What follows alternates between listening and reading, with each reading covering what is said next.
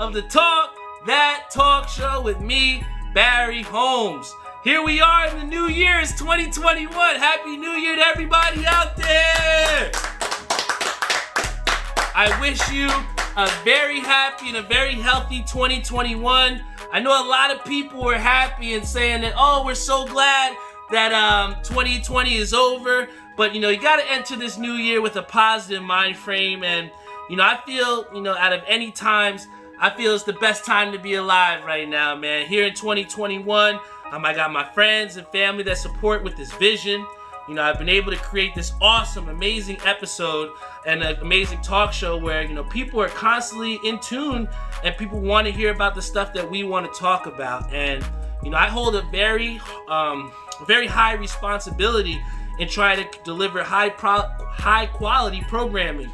And amidst all of this, I've been able to, launch the merchandise. And today was actually the official first day of the OG9s. And without surprise, guys, guess what? We sold out yet again for the 9th straight release. So I'm sorry, guys, if you did not get an OG9, you're probably not going to be able to get one for a while until the re-release next year. If so, man, like I said, for those people that didn't get a chance, don't worry. We got a lot of stuff that we're going to be able to support with and different ventures that we're going on in the upcoming weeks and months to come. But, to be able to deliver this OG9 and have it sell out in pretty much, 2-3 days, just as a testament to the hard work that we put in each and every day. It's a testament to everybody that continues to support out. Shout out to my boy Ishabot Crane and my boy Eli, who wound up getting their shirts as well, too. My boy Peter has been on me about this. I've been doing it. See, the problem is, Peter, whenever I get these hats, it's the first time I'm rocking them. So for those that don't know, Peter's telling me to please peel the sticker off. So right on camera, we're going to peel the sticker off for Peter. All right, we got you, if I can even do that. But real quick, like I said, I wouldn't be here if it wasn't for the people out there that continue to tune into this show and have gotten me here to the OG9.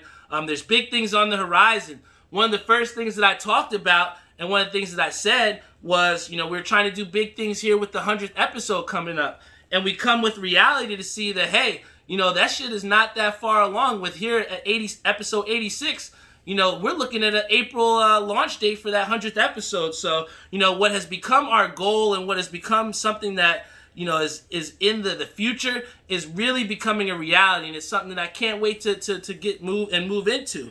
And that's why we have episodes like here today, which is like a culmination of that to getting to that point. And today is going to be an episode that's going to be purely for the culture. Like I said, guys, I have a couple people here on this show that are very near and dear friends to my heart. One of the things that why I talk about having guests on this show is not just to have people and fill in spots, but I want to show people who I am as a person. And I feel like, when you talk about your friends and you talk about who you choose to hang your time around with, these people are a reflection of yourself. So each time I bring a guest on the show, it's not just, hey, something different just to make things different vibes. But this is exactly the whole point of trying to give you guys a view and a perception into my life and try and get you guys to learn something a little bit different that you might not already know. So, like I said, I got 2 people coming on the show here tonight. 2 people that are going to really stop the show and are great personalities and community leaders here for us. So, before I get into who we're going to have on the show, I got to thank our sponsors. Shout out to VW Liquors, located in Wick Plaza, Edison, New Jersey. Shout out to 91s.com, who's got the best acid wash apparel in the game. Shout out to Air We Are, who's also helping people out with their heating and air conditioning needs. Shout out to, the other people over at 13 and a Half Clothing Company. My boy Angelo Crognali is doing great things and helping people to get their stuff popping each and every day. And then also, I want to give a huge, mega, big time shout out to my boy Timmy Hugo over at Ink Parlor, because what he's been able to do, guys, is help put my OG9s into vision and put them into production. And like I said, man, if you're trying to get your brand up and started and jumping, please hit him up over at Ink Parlor. And then finally want to hit up our people, Maria and Joe Snow over at New York Life, helping people to gain their financial freedom every single day and put them on a plan towards what they're trying to get to. And, like I said, I wouldn't be here if it wasn't for those sponsors. And then finally, my boy Savion Gaynor over at Skydive Socks. I mean, like I said, this show would be nothing without them. And to have the support of the sponsors that, want to, latch onto this dream and put themselves and back themselves behind something that stands for something. It's all the reason why it makes Talk That Talk Show shirts dope. It makes Talk That Talk Show apparel want to be made. Because if at the end of the day, and I was telling this to somebody the other day, if I don't come out here every single week, if you don't see me have an episode on Christmas, if you don't see me have an episode on New Year's Day, then I'm not delivering through on my promise to bring you all an episode every single Friday. And that is the decision that I've made, and that's the decision as to why we're at episode 86, and we're about to bring on this show one of my good friends, one of the biggest Knicks fans next to me. Everyone, please give a big, warm round of applause for Abe Gulama! Big time, Abe. Oh, man, how you feeling, Abe? Here's your mic right here. I'm good, man. I'm good. I'm happy to be here. Thank you for the invite. I know we've been trying to plan this for a little bit now, but I'm just happy to be here, ready to talk that talk. Hey, man, like I said, Abe is somebody that I've played basketball with since we were pretty much little kids, young pups out in the game out in Edison, man. But, it's come a long time. But I know you, Abe, personally. But for those people that may not know you out there, who is Abe Gulama? Can you tell these people who you are? Who's Abe Gulama? Great question. Grew up in Edison, born and raised. I'm a guy that just like to have fun, man. I like to joke around. I like to laugh. I like to hoop. I like to talk sports. I like to just hang out and have a good time. And I also like to do good for my people. So that's a little bit about me, man. All right, dope, man. And one of the things that, we told you to do, and we wanted you to try and come here before, what was it, I think 8 o'clock or whatever, but you actually had prior obligations before coming on this show. Yeah. So can you tell us a little about what you were doing before you came here? Yeah, so I try to go every single Friday. My church in New Brunswick, United Methodist, we give out food to the less fortunate, try to get plates together, hand out food, and we also have a clothing drive there as well every Friday. So I was there right before I got here. So got here a little bit late, but that's just one of the things I try to do every single week if I can. I just really try to help out and give back. And how did this kind of start about where, you try to give food, give the meals back and to do that community service? That's something that you've been doing, or is where did that come from? Yeah, it's actually something I've been doing, starting with my church. So I've been in my church for over 25 years now.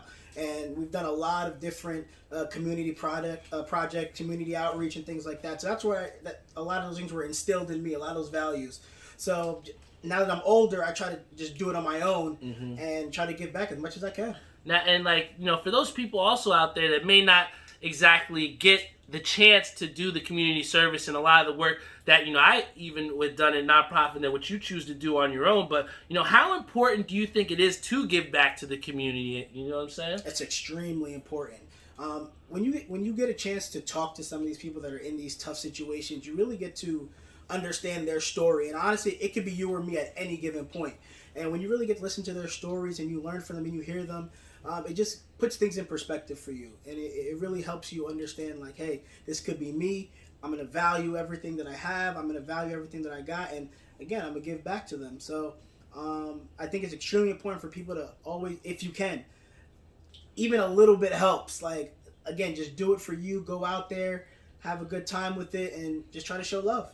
Facts, man. And one of the things that we have seen as well, we talk about, being leaders of our community, right? I've seen that, what you've done is on Facebook, you've extended out the hand, and you said that anybody that, wants or needs any type of help during the holiday times, don't be afraid to reach out to you, and, you'll help them out. So, where did that come from? And why is it so important to you to try and help out other people? I love helping people. I genuinely love it. And I've been fortunate in my life. I've been blessed with very good success thus far, and I just love to give back. There's so many people out there that they try their hardest every single day, but may not be able to achieve that success. And if I can help somebody lessen a burden a little bit or help them get from point A to point B, I'm going to do that. Hey, and we have Peter Dunn here. He says, hey, we appreciate your work, bro. And hey, I took the sticker off for you, Peachy, so we're throwing that out of there, all right? That's gone.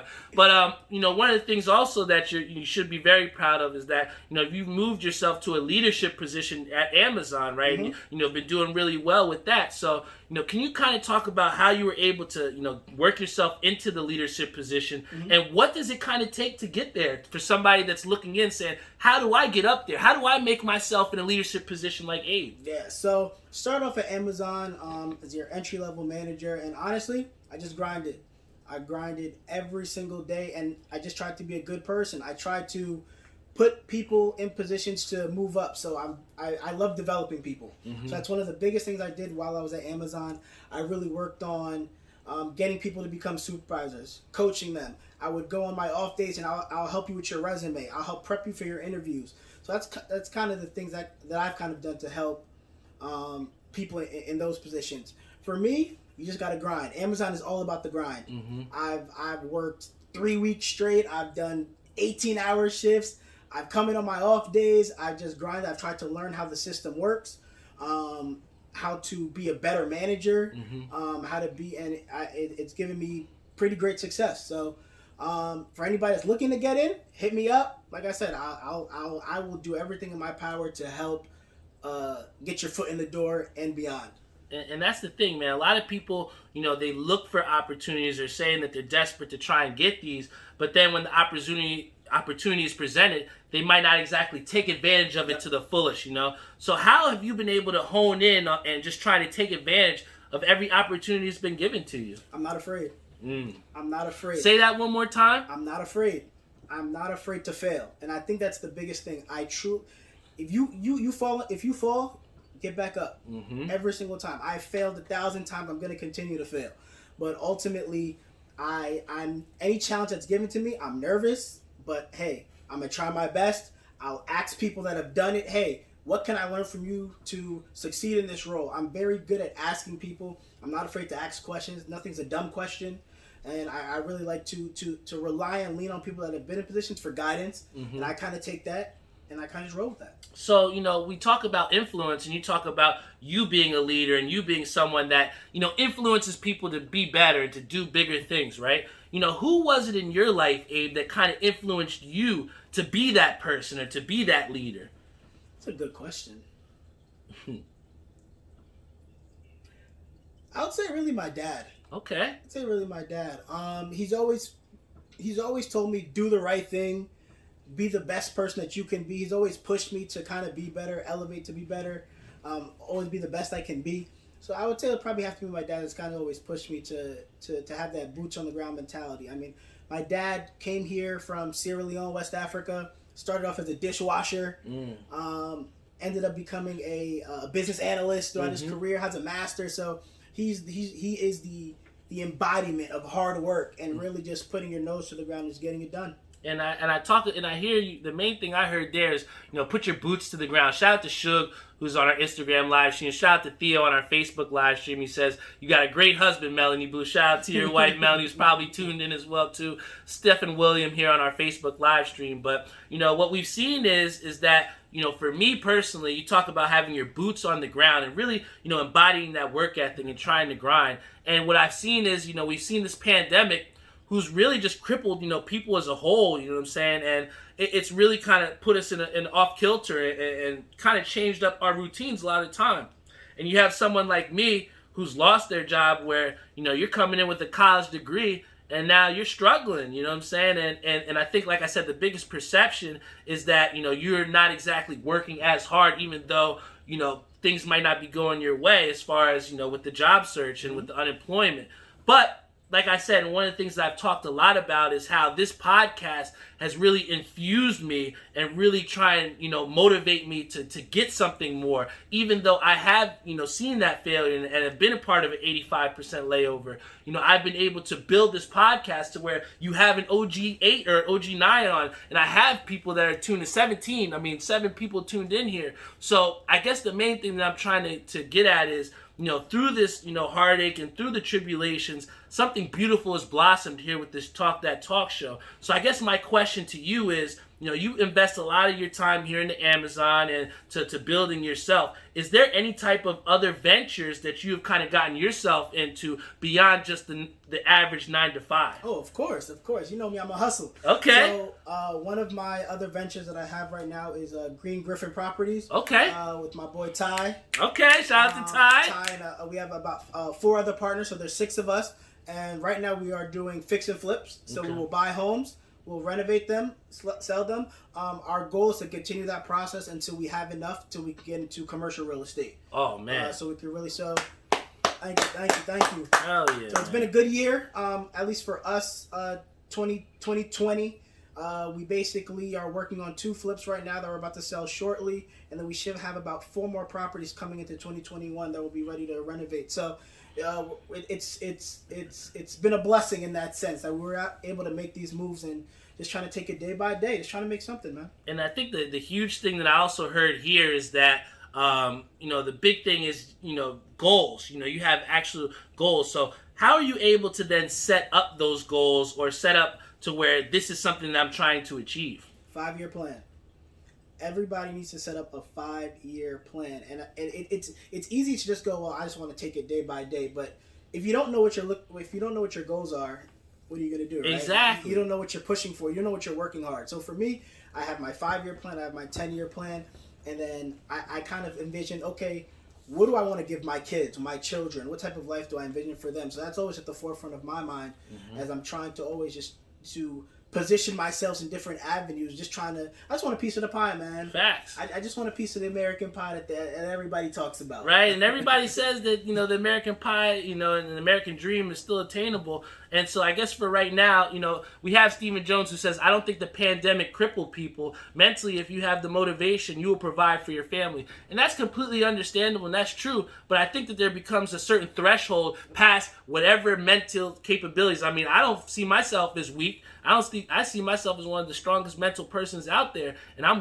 putting out 5-10 applications a day. But what does that do for me right now? So I think there's a certain threshold beyond just your mental to where, yes, it has crippled people, and I may not have used the word cripple correctly, but what I will say is that it was definitely been a roadblock for a lot of us. But like we said, for roadblocks out there, different things that come in our life, there's 2 different ways that you can take it. You can flip it positively and make something of yourself and try and make things, like you say, for your future generations. Yep. Or you can sit and sulk about it, and you can sit there and say, oh, shit is so terrible, like, I have no way of getting out. So, like, I know you talk about your motivations here and, some of the things that have kind of influenced you. But how is it, and speaking to his point here, how are you able to, continue to push through when you have faced certain frustrations and you have seen certain adversities and maybe you haven't exactly gotten the outcomes that you've wanted? That's a great question. Right? Honestly, it comes down to the goals that I have set up for myself in my life. Again, what type of life do I want for my kids? And I think a lot of times, a lot of the decisions that we make, we don't understand that there's ramifications to those decisions, right? Like, any wrong decision that I may potentially make, and I'm going to make a lot of wrong decisions, but they could impact me significantly where my success could go a whole 180, right? So that's what kind of gives me the motivation that anytime I struggle or I'm going through a rough patch, I kind of just try to keep that in the forefront. Life is hard, man. Like, life is hard, and like you just said, you can work as hard as you possibly can, and that lottery ball's not going to bounce your way. Facts. You know what I mean? So it's more than just, oh, well, if you just work hard and you pick yourself up by your bootstrap. It's not realistic. Yeah. It's not realistic. There has to be a little bit of good fortune in that as well. Facts, man. And, when you get good fortune, you got to make the best of it. Absolutely. And one of the things that we have seen is a lot of people have debated about whether the amount was enough. But we did see that some of us got a $600 check, in our bank accounts. And that was the stimulus that a lot of us did get. Some of us will get that soon to come. I think it was less than people that make $75,000. So, for you, did you fall in that category? And if you did get that stimulus, or if you didn't, what do you think that people should do with that, So no, I did not. But ultimately, you have to do what's best for you at that point in time. If you are in a good position, invest that $600. Facts. I will tell you that right now. Invest that $600. But like I said, life is hard. Yeah. And if you got to put food on the table, you got to get diapers for your child. You have to do that. Facts. And not everybody's situation is the same. So you have to judge your own situation and make the most educated decision that you can. But if you can, invest, and I'm going to keep saying it, invest. Facts. Microsoft, Apple, Tesla. Any ones out there you want to tell? I'm telling you, I don't know too much about the crypto space, but invest any way you can invest, and don't just invest in penny stocks and those low stocks. Where like invest in top companies. Why? Because they're always going to return. Apple, you get your consistent product every single year. Microsoft, you get a consistent product every single year. Invest in these top companies because you know you're going to get the returns. You don't have to wake up every single day. Oh, did they slide down? Did they go up? Did they go down? You don't have to stress about it. Facts. Like we said, we have Vitamin Z who said crypto. You have Pete who says energy sector. There's a lot of different things that you can invest your time and money and energy into. And, the main thing, and I think that what I was trying to get Abe to say, which he did perfectly, is that, if you do get a lot of, some of these extra funds, or not even just talking about the stimulus, but if you can save $5 a day, just think how long that could take you and what you could do with that. And I think that that's something that I wish that I had learned earlier on in my life, is that, the value of just saving the dollar, because, now that I have that opportunity, I can't tell you the feeling that I felt when I was finally able to put X amount of dollars and have that saved into my account amidst an unemployment time where I got laid off into. And like I said, that's a testament to the hard work. But at the end of the day, like you said, to sometimes just putting your bootstraps to the ground, it's not enough. And that's why you have to have those personal influences, or those things that are able to take you not just away from reality, but just give you, that little boost or that little fun to just, incite you and get you ready to get back at the grind. Absolutely. So for you, I know that we're big Knicks fans, so we're going to get into that, I promise you, very soon. But, what is it for you that enables you to, kind of distance yourself away from the grind so that you can have fun and you can come back energized? You guys know me, I like to have fun. So ultimately, I'm never going to put myself in a position where it's like I'm just going to work. I like to hang out with my friends. I love to play video games. I love to go and shop. I love to watch TV. I love to watch Knicks games. So I try not to put that much pressure on myself on a regular basis. There are some weeks when, hey, I got to grind, but I make sure, hey, I grinded this week. I'm gonna take a couple of days here. You just kind of got to feel it out. You got to feel it out, and don't overwork yourself. You can't. You can't just be like, oh yeah, I worked 2 weeks straight. That's not a good thing. Yeah, Mental health is real. Mental health is absolutely real, and you have to take care of yourself. Well, I'd say this, and this is my last question before I get into Knicks, because, guys, we have an agenda. We got 2 guests on the show, but a lot of people said Abe has to come back in 2021, which, he definitely will later on in the year, but you talked a big thing about mental health, and I think that is extremely important, and especially for you as a manager at Amazon, how important do you think it is to have mental health as a priority for your employees? It's huge. I'll give you a quick story. When I first started at Amazon, typically every morning I'll walk around my entire floor and I would say good morning to all of my associates. And one day somebody stopped me like, "Hey, are you a manager?" I'm like, "Yeah." They're like, "Wow, nobody's ever said good morning to us." And that really, I paused for a second. I was like, "Wait, what do you mean?" He's like, "Yeah, managers typically don't talk to us." And it was shocking to me. It was kind of weird. It was like, that's just a basic thing, right? So you have to be able to care for your employees. I made sure when I was in the fulfillment center every morning, good morning, how are you? How are your kids? How's your family? How's things going? What do you need? How can I help? And those little things that really changes somebody's day. To have to go into work every single day, especially Amazon, it's tough work. It's tough work. You're on your feet 10 hours a day. And without our tier 1 associates, those are what make Amazon go. Without them, we're nothing. Facts. Zero. It's nada. We don't do anything without them. So you have to make sure that you make time for them, you take care of them, and when they express their concerns, you listen. You truly listen, and you kind of help them out. Mental health truly does matter, and you have to be able to, if you need help, seek that help. Facts. Seek that help, and talk to your friends. Us, especially as in the Black community, we don't talk enough between each other, and I think it's important that when you're going through any struggle, don't bottle it up. Talk to one of your friends. Hey, I'm going through this. We have to trust each other. We have to be able to to communicate. And I think once we're able to do that, we'll be able to start to see some positive from that. Facts, and I think that that's part of the reason what makes this podcast so important as well too, because we talk about the lack of communication or sometimes lack of empathy within our community. But I think one of the things that this show tries to do is highlight people's voices and give everybody a voice here. And I just appreciate you for coming here on the show, because one of the things that I pride you on, and what I see, just in passing on social media, is that you're really not afraid to speak your mind, and you're not afraid to be yourself. Sometimes at the cost of maybe a block or some ill words on Facebook, but I kind of I want to bring that to just ask the question of you see here with me on Facebook. I traditionally use my Facebook, just for this podcast, to highlight different things that I'm doing, or, to highlight different drops and releases.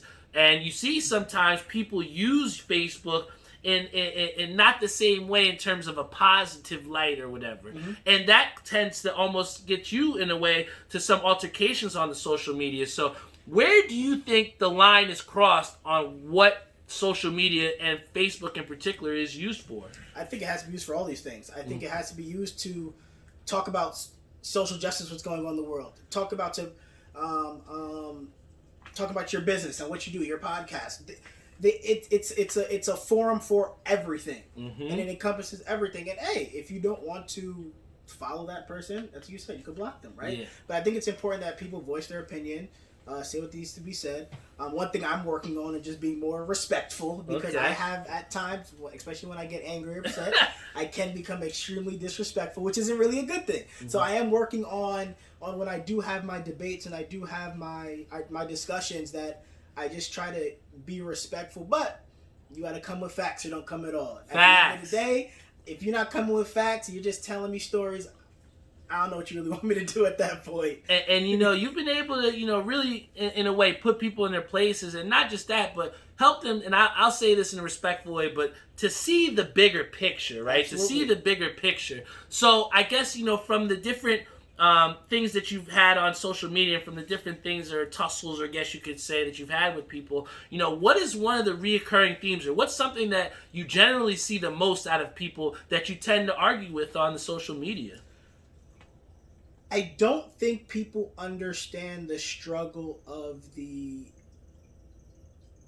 poorer class. And I don't think people understand the struggle of being a minority in America. Facts. I think until you've truly walked in the shoes, you really don't know. And that's why I try to say you're not going to know, but you have to understand. And that's what I think we lack even as a country. We don't really have much empathy. Mostly it's like, oh, well, that didn't happen in my life, but your life isn't the basis of the world. And, the biggest thing that I can say to that, Abe, is you're 100% right. Because one of the things that became an influential topic as far as this upcoming election, or the thing that happened, was that student loan forgiveness. And that was a big topic. And that was something that I really took into, because that's something that directly affects my life.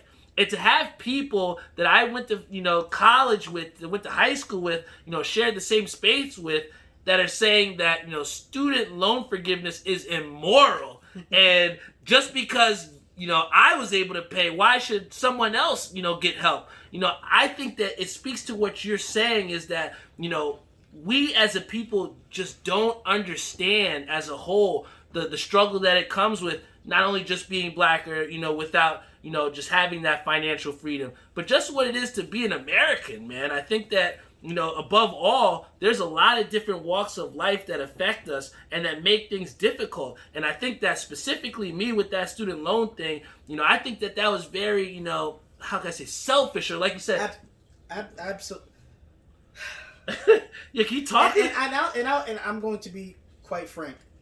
I have no skin in the game. I don't have student loans. Like I said, I was fortunate. My parents paid for my education. So it's not like, oh, well, I have loans, so like, you're done up. Like, you should be good. No, I have no skin in the game. But at the end of the day, even if I did have loans and I had already paid them off or whatever, right? Why would I be upset at somebody else getting help? Getting you help. Know what I'm saying? It just doesn't make sense. Like, I'm not the type of person where it's like, oh, well, well, I didn't get a slice of pie, so you can't get a slice of pie either. Like it just doesn't make sense to me. And I think we have to start looking at empathy. And again, not everybody's situation has to be fair. I think we confuse everything with being fair instead of everything being equal. And I think we have to understand is, if you're fortunate in life, obviously you may not need much assistance, but there are people that legitimately go to school because they were probably told to go to school. I mean, our parents have always taught us that it's important to go to school. You take on $100K to $200K in debt. Facts. That's not something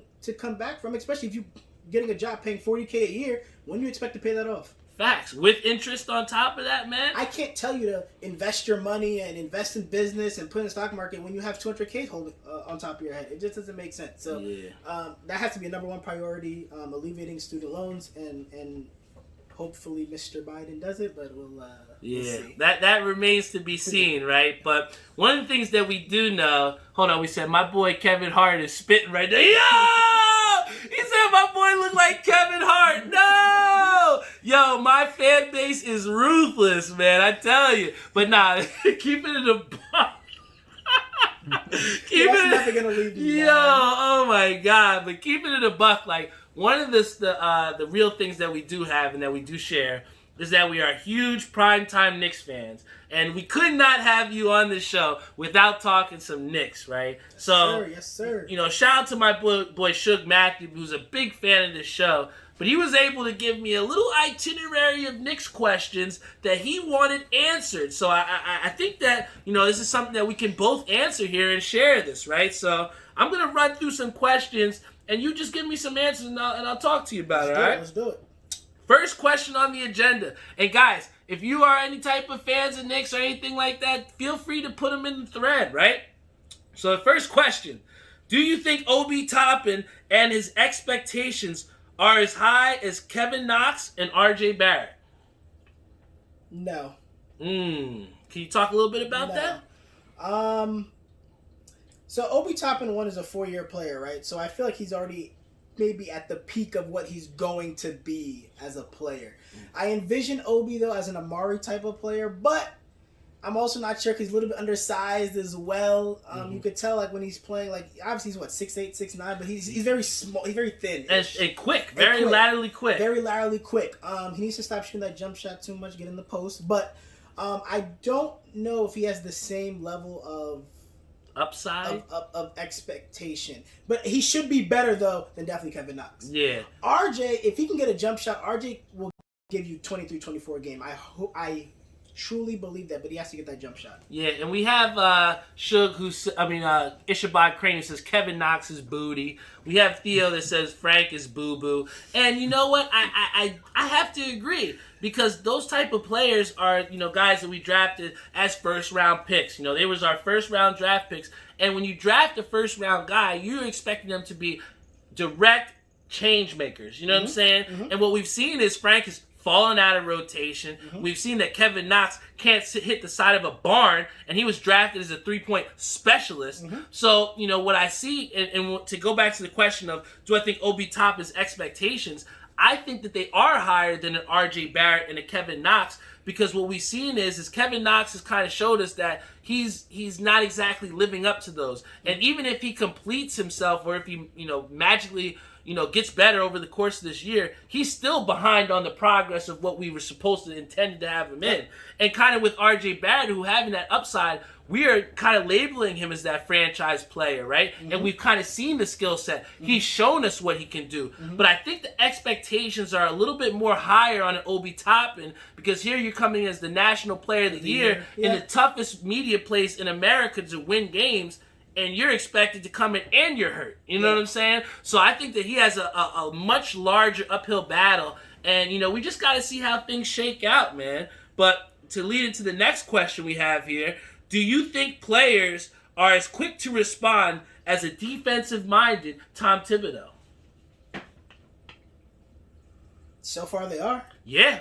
So far they are. I think the defense we're playing right now, we don't look lost. No. I think in years past, when you watch They swing the ball 2-3 times. Knicks are scrambling all over the place. Open shots. Open shots all over the place. Easy dunks. So I want to say they're responding well. Yeah. I think defensively we're playing extremely well than I even expected. Yeah, man. Offensively, we just got to get it clicking there, and we can really make some noise. I mean, think about what they did to Toronto. They had a Toronto team that struggled to score 100 points. And you talk about, I think the main thing that you speak about defensively with the Knicks that's changed is effort. Yes. And Tom Thibodeau has really increased the effort of this Knicks team. Hands. And I've seen, like you said, active hands. We saw Kevin Knox dive on the floor and create a transition opportunity. These are all things that we did not see last season. Yep. And that we've seen that Tom Thibodeau has kind of incited this team to play defense. I mean, how many times did you see people running off of the three-point line last year? I mean, that's a joy to see, man. But, as we talk about the influence that Tom Thibodeau has had on this team, we got to talk about, the people that are kind of lagging behind. So, from what you've seen in these first couple games, who do you think's on the chopping block for the Knicks? DSJ. Ooh, Dennis Smith Jr. Talk about it. Dennis Smith Jr. got to go. I mean, I don't know what it was. It's like he can't find his offensive game. He's not really creating. He's definitely a liability on defense. Ultimately, I'm going to take him. I'm going to take Frank over him. Mm-hmm. And even at this point, I'll take Kevin Knox over him just because Kevin Knox has size. Facts. Over DSJ. I mean, we have enough point guards. Manuel quickly. Yeah, hopefully get him back soon. We get him back soon, but I think DSJ got to go. I still don't know to this day why we even traded for him, but it's fine. Yeah, and you know what? I think that hopefully, what we've seen here in this free agency and what we've seen over the past, year, you can say, is that the Knicks got considerably young quick.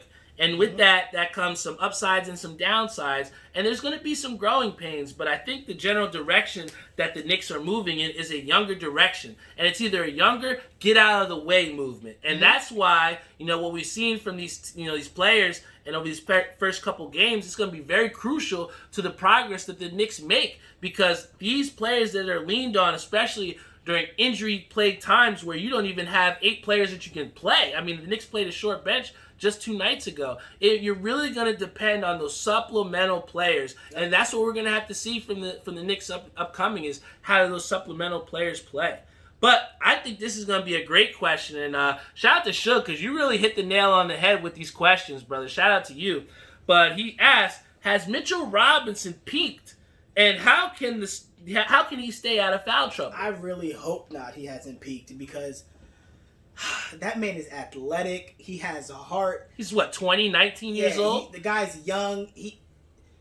Mitchell Robinson can really be one of the best centers in this league if he just does 2 things. Stays on his feet. He doesn't need to bite at every single pump fake. Right. And if he could just develop just a little 8-foot jump shot, just a little something, maybe a little hook shot, just to keep the defense honest, Mitchell Robinson can be a really good player. I still think he has to bulk up a little bit. Mm-hmm. I think even work on his balance. He sometimes looks a little bit goofy a little bit. And complaining to the refs a lot. Yeah. And I think that happens with young players to where, they're constantly complaining. And that's where I'm going to lean on Thibodeau to try and stop that with this Knicks team. Because one of the things that we've seen over these past couple games is a lot of complaining to the refs as the other team's going back on transition. So, I'm going to lean on Thibodeau to try and fix that, correct that. And, you talk about Mitchell Robinson just having that upside and being that person that can really change the game defensively. He's really a defensive anchor. And I really look to see him develop that short-range jumper that you talked about. But again, we have to talk about the work that you're putting in and what is it that you're working on to get better. They don't say that practice makes perfect. Perfect practice makes perfect, right? And what we've seen from Mitchell Robinson in this offseason is he's doing the shake and bake. Yeah. He's doing all of this on Instagram. But do you see him doing that shit in the game? He's not doing it in the game. So what I'm going to be shooting threes too, even in that's what I'm saying. So if you're practicing this stuff, where is that translating into the game? So that's why I have to be really on the coaching staff with the Knicks or whatever trainers that are on Mitchell Robinson that are aiding in his progress. How are you training him? Is he running with some bumps? Is he getting better? You know what I'm saying? I don't want to see videos of this guy, doing this, and he's not even doing that shit in the game. You know what I'm saying? Like, practice what you're going to do in the game, Amen. So, I think we got a couple questions on here left, but, one of the things that we have here is, what are your realistic expectations of the Knicks right now, Abe? I want 35 wins. 35 wins is a lot. That's a lot. I want 35. I think it's a good starting point for us. There's no reason why we can't get 35 wins, especially with, Alec Burks, man, has been playing Yes, I hope he gets healthy soon, man. He needs to get healthy solid soon. Ball for us. So, if he's averaging, maybe 20 right now off the bench? Yeah. Maybe 18 off the bench at that, man. So he's a really solid piece for there. Obviously, he doesn't fit into the long-term goal of the Knicks, but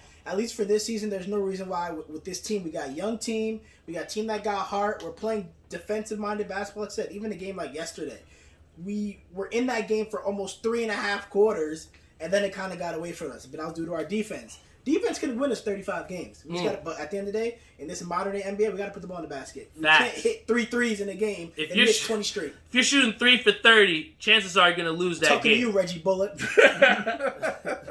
But, this is going to be our last question, with the Knicks. And, again, shout out to Suge Matthew for some great Knicks questions. I tell you right now. Real Knicks fans know how to talk to Knicks fans. And shout out to the stream tonight. We got Carlos Corrales, Anthony Colello, Theo Mahan, Stephen Jones, Danny Rosa, Krista Garrett, Bryce Allen, Mike Greer, Derek Armani, Melissa Kish. We got so many people. Reese Smith on our Instagram live stream. It's really booming today, and I thank you guys all for your support. And like I said, this is the Talk That Talk show. And we have an amazing fan base, and for them to come out for us, it means all the world to me, bro. But I gotta ask you, bro, how much do you feel that James Dolan has contributed to the Knicks' demise? Everything. Everything? I hate him. And I don't hate anybody. He has to go, please. Please, he has to go. To the darkest depths of the world and never come back, please. In any business, it starts from the top. There's a reason why even teams that don't have a lot of talent, but they're always in the conversation. The Spurs, why? Good organization, top down. Mm-hmm. The Warriors, good organization, top down. The Lakers, good organization, top down. The Knicks don't have that. We change GMs every year, Facts. Presidents every other 2 years. Yep. And that all starts with Dolan, because Dolan's always going in for, I need the big money player and I need it now. Mm-hmm. Imagine if we never would have traded the house for Carmelo Anthony. And we would have waited until the offseason, and we still would have had Mozgov potentially. We still would have had Chandler. We still would have had Gallinari. Imagine what that Knicks team would have been with those pieces. Gallinari's a solid piece. Chandler's a solid piece. These guys turned out to be very solid NBA players. Yeah. But Dolan stepped in and said, nah, I want Carmelo now. We threw the whole house, and now look. And you know what? I think that's one of those situations where, maybe it is tough, and maybe we shouldn't have traded for Carmelo. But when you look at what they traded, an Iman Shumpert, who really didn't do much after his career ended. Wilson Chandler, who I don't think he's in the league, didn't play a full season ever in his career. Gallinari just got hurt. We got guys that we traded pieces that traditionally weren't exactly the healthiest guys. Yeah. And did we get a Carmelo Anthony? Yes, we did. And we got a sample size when we went to the playoffs. But, again, it's kind of hard. We beat Miami that year, too. We hadn't lost to Miami at home that whole season. Miami that All year. Melo had to do was lay it off the glass. But what does this guy do? He tries to dunk it on Roy Hibbert, and here we are, right? So, it's been tough, man. It's been a tough road ahead. But, I will say this.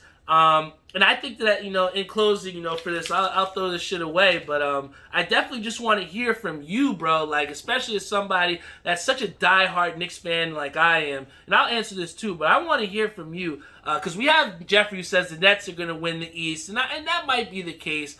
But there's something that's what he heard. Right? We don't know. But, there's something that goes into being a Knicks fan. So can you tell me, before we close this, what does it mean to you being a Knicks fan, Abe? It's tough. But I love the Knicks, man. I don't know what it is. I come back every single year. I'm motivated at the start of the season. Like I said, I watch almost every single Knicks game, no matter where I'm at. I used to be in class, and I would have the Knicks game on my iPad while I'm in class. I watch every single game. It's something about the Garden. It's something about New York. Yes. It's just something about that team that The day the Knicks win a championship, tears will flow from my face. Oh my God! Because we've endured it all. Like I was there when Marty Collins was our starting point guard. Marty Collins. I was there with Jerome James. Ronaldo Balkman. Ronaldo Balkman. He was with the 8th pick. Oh my God! He was with the 8th pick. Like I was there for that. So Landry Fields. Landry Fields. Who was it? I don't know what happened. He was, but oh man, it's just come on. I just love New York, man. I love the fans. I love the passion. I love the Garden, and I just want to see them do well. And again, I want them to build a team the right way. We don't have to keep going after these big money free agents and try to throw everything with the kitchen sink. We can build organically the same way the Spurs do, the same way Warriors do. Remember, Steph Curry was drafted. You know what I mean? Clay was drafted. Draymond was drafted. Like, they built it organically, and I want the Knicks to do the same. So we're not always in this precarious every single season. What agent is going to the Knicks this year? Yeah. Every single summer. It's tough, man. It's tough. And I tell you what, like, being a Knicks fan to me, Abe, it's the world, man. I mean, I for, a long time, I felt like I had the greatest job in the world because I grew up watching Knicks games on my father's lap on a green chair that, it was falling apart, but, that is my earliest memories of John Starks driving baseline.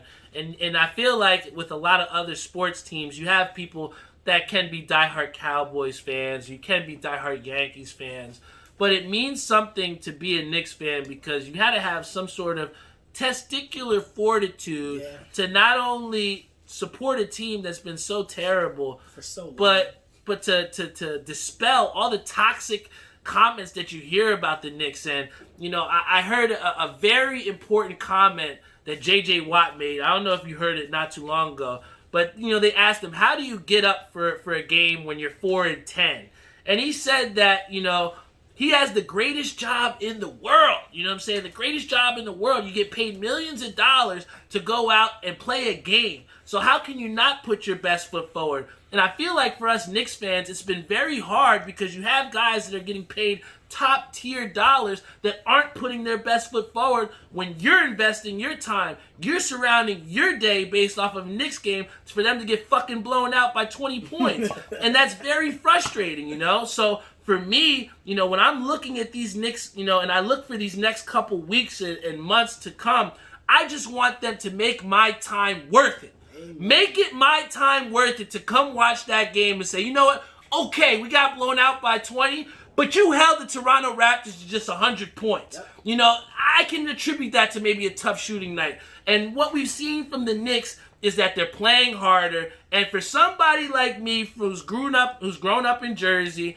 who's dealt with the brunt of the jokes all growing up, I just want my team to play hard. And I think that as a Knicks fan, that's something we all can look forward to from these Knicks is because watching those games, they're playing harder. And for me, that's what the Knicks and what being a Knicks fan was all about. Because when I watched those games in the 90s, there was no team that played harder than the New York Knicks, So as a fellow Knicks fan, I thank you for supporting with me, Abe. And one of the great things that we do here on this show, shout out to VW Liquors, shout out to Caroline.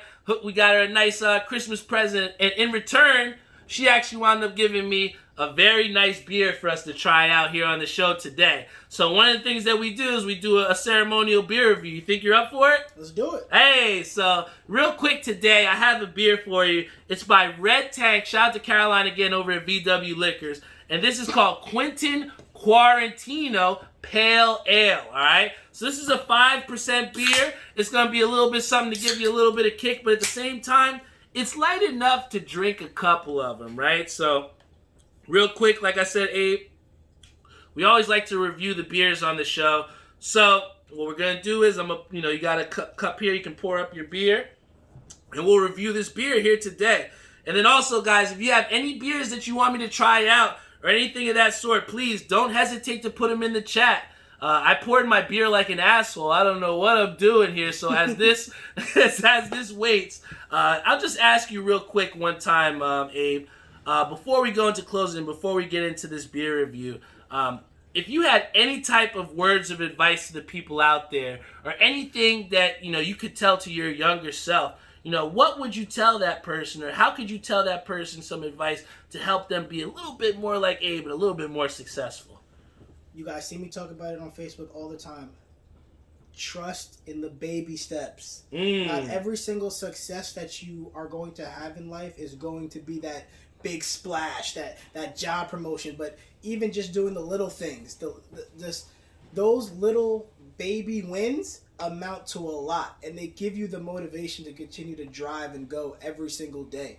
So I think it's important to trust the journey, take pride in the journey, and appreciate those baby steps as those are wins. And at the end of the day, win's a win. Hey, here's to the baby steps. Shout out to Adam Stringer on our Facebook live stream. Mal Pacino, he said, I've literally never had another team and I'm 30. Hey, that's how Knicks fans are. We don't cheat. We're loyal, all right? So cheers up. Abe, I love you so much and thanks for coming on the show. Thank you for having me, bro. Hey, let's see how this beer is, all right? Red Tank Quarantino. Hey. Ale. So on a scale of 1 to 10, Abe, what would you give this beer, man? That's good. I give it a 7.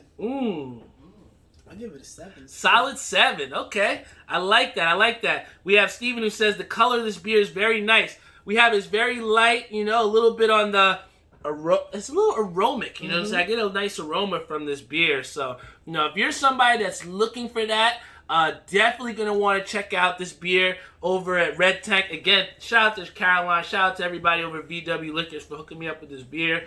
This one is called Quentin Quarantino Pale Ale. That's good stuff. Yes, sir. But again, I'd like to thank Abe Gulama for being a guest here on the show. Thank you for having me. You got a great show here. Keep it coming. You're giving out content. Like you said, you're consistent. And a lot of people don't...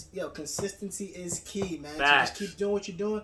Proud of you, bro. Keep hustling. Thank you, brother. Hey, there's no place but to go up, man. And, I think one of the things that you can show and what you have shown is that, through hard times or, through the things that are happening, hard work doesn't go unnoticed. Whether that happens instantaneously or not, that remains to be seen. But if you continue to stay true to your core values, you continue to work hard and believe in yourself. And the key word, believe in yourself. Don't think you can do it. Fucking believe you can do it. Like, really believe that in your mind. And I think that takes a special person. It gets a special sense of comfortability with not only yourself, but the world around you, to where you're trying to profess not just yourself, but what is it that you believe in. And that is something that, means a lot to me, is to come before here and to stand for something, Abe. And what I believe that you stand for is just, and everything that I've gotten from here is just self-advancement. You believe strongly in progressing each and every day. Yep. And one of the things, like I said, that I've seen that you've done is that, you have given out those opportunities to people. You have extended the helping hand. And I truly believe that, good deeds don't go undone, So, just keep being yourself, Abe. Keep working hard. And the great things will continue to happen to you, because, what you've done is you've put yourself in position to not only get those opportunities, but take advantage of them, brother. Appreciate you, bro. Hell yeah, man. So again, thank you to Abe for coming here on the show.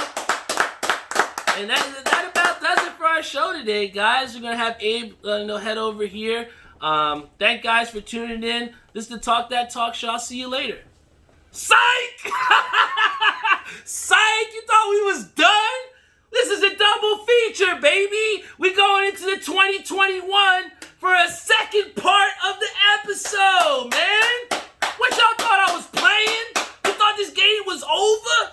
And I got one even better for you. I don't know if y'all are ready. If you're ready, please put your drinks up in the air. If you're drinking, put the drink emoji in the chat. Tell me what you're drinking. And please give a big, warm round of applause for Josh Gaines, a.k.a. Heems! Oh, man. Thank you, Barry, for the opportunity, brother. Yo, what shirt do you have on there, bro? In the back, too. Ooh, say less. So, for those people that don't know, Josh Heems is one of my really good friends. We play video games all the time. I've known him for a very long time, but, can you tell the people out there, who is Josh Gaines, bro? Josh Gaines is from Highland Park. I know a lot of my guys from Edison are on the chat. Darius, shout out to Darius, that's my cousin, always holding it down, positive vibes. So honestly, on the front lines right now, doing what I can to help everybody out during this pandemic, Oh, facts, Heems. And, I think... for a good laugh, a couple beers here and there. And, one of the things I think that, like I said, that, kind of gravitated towards is the fact that, we spend so much good time, playing video games always. Playing Warzone, playing PUBG. So can you kind of tell the people, what, video games mean to you and, kind of tell them about our experiences about how we play?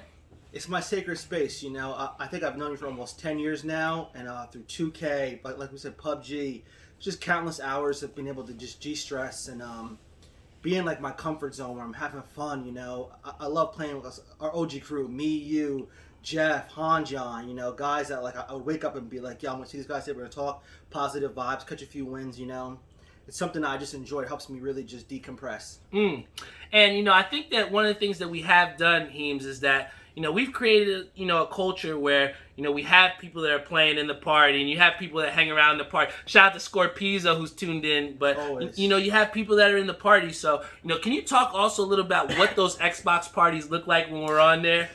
Typically you would have a party that has like 3 to 4, but when I pop on sometimes, there's like 9 or 10 of us, and it's so awesome to have so many close friends that that can all just hop in the chat and just laugh it up.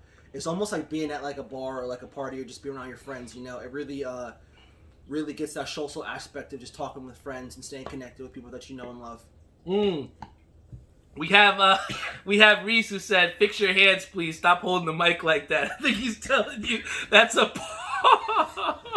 like a baby's bottle, right? Reese with the slick comment on the Xbox and here. You got me. You gotta love him, man. But Reese, you got me. Heems, we were talking about before, kind of like, what you're spotting me. We were talking about, some of the things that you like to do, right? So, and you do like to play video games. But honestly, Heems, what is it that you like to do in your free time aside from just playing video games? You know what? I love going to the gym. That's another safe haven for me. I'm able to like lift weights, listen to music that really gets me pumped up, stretch, and just become more centered.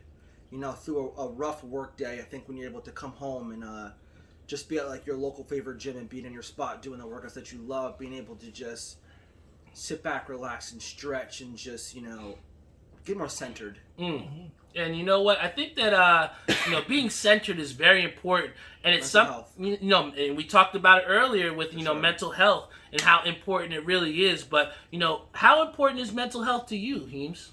Right now working on the front lines, it's so easy to get burnt out with just the stress of trying to help people out, getting back on their feet. So the idea that you can come home and like I said, get recentered, find yourself in like your comfort zone where you're happy and life doesn't take you by surprise when tomorrow I'm gonna do what I'm supposed to do and get people back on track. And you talk also about the things that you do in your free time and how much of influence also that your job is. So can you talk about because you didn't have this job all the time, right? It's kind of like it was something that happened through the quarantine. So can you just take us through how your life changed from the quarantine, and from this whole COVID, and kind of where that helped you to get to your career path now? I want to piggyback on you and say shout out to Savion Gaynor with tie-dye socks. Shout out to Sky-Dye Socks. He called me up one day and was like, I got a good job opportunity for you. I pulled up to the spot, and within a few weeks they were like, you know what, you could work full time with us. So through the pandemic I was able to start a whole entire new job, you know what I mean, like a whole new career. Like I said before, really shout outs to you for they put me on.